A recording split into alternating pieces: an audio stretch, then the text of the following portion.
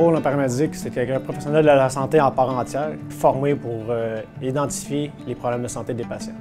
En fond, notre rôle, ça va être d'évaluer le patient, ses conditions de santé. Nous, on est établi par des protocoles déjà préétablis et on va juger, dans le fond, de la stabilité du patient.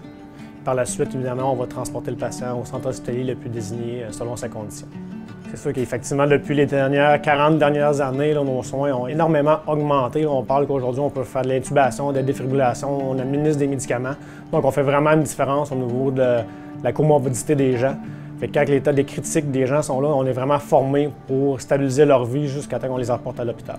Pour les gens de 65 ans et plus et les prestataires de l'aide sociale, en général, le transport ambulancier est gratuit, à moins que le médecin à l'hôpital juge que le transport n'était pas nécessaire. Dans ces cas-là, les gens pourraient se voir facturer leur transport. Je pense vraiment le mythe que les gens pensent qu'en passant par l'ambulance, ça va aller plus vite. Malheureusement, on le voit souvent, des gens qui viennent à l'hôpital, qui trouvent que le temps d'attente est trop long, retournent chez eux, font le 911 en espérant que ça va aller plus vite avec nous. Quand je vous dis, c'est pas vrai. Ça va à la base. Si vous nous appelez pour un problème de santé mineur, que votre vie n'est pas en jeu, éventuellement, à l'hôpital, vous allez devoir attendre, malheureusement. S'il y a des cas qui sont plus urgents, on parle des arrêts respiratoires, des AVC, des problèmes respiratoires, des chocs anaphylaxiques.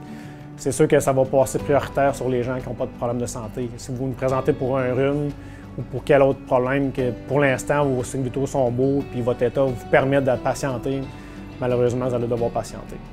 Fait que si vous me retirez de la route, je ne suis pas disponible pour les vraies urgences. S'il y a une urgence qui arrive, qu'on est tous pris à l'hôpital avec des cas mineurs, malheureusement, c'est les autres citoyens autour de vous, vos voisins, vos proches, vos amis, qui peuvent être pénalisés du service qu'on peut offrir.